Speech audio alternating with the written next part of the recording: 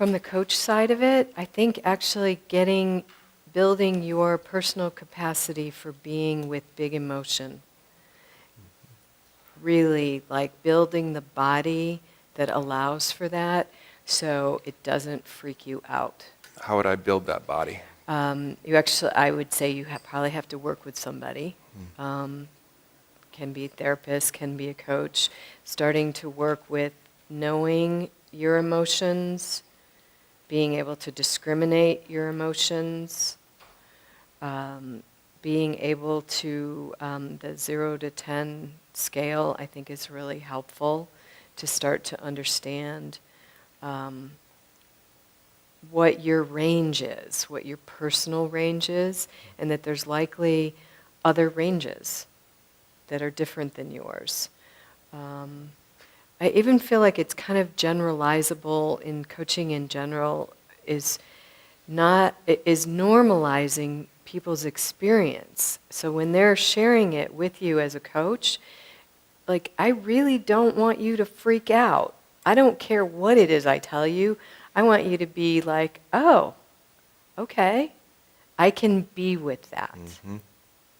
I can be with that. Whatever type it is. Whatever type it is.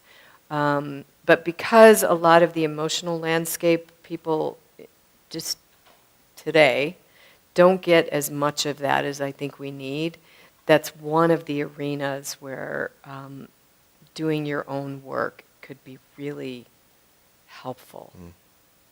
And I would say, in my responsibilities of a coach, I actually think it's your duty to do that work. I don't think it's an option. I think it's a requirement. And starting it, I don't mean being at the end of the journey. I mean being willing to keep building that capability in yourself. So that's the first thing I want to say. Mm-hmm.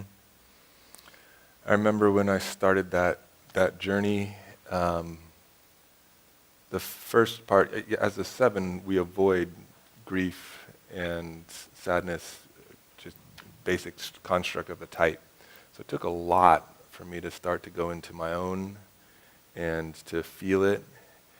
And at one point, I remember going, you know what, this isn't that bad.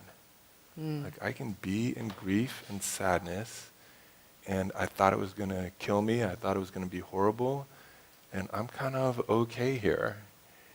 And then I was working with somebody, at some point it transcended my grief and sadness, and we were tapping into shared unconscious grief and sadness. So I'm like processing grief and sadness of the world. And even that felt like it just kind of broadened the ground that I could hold for fours in session.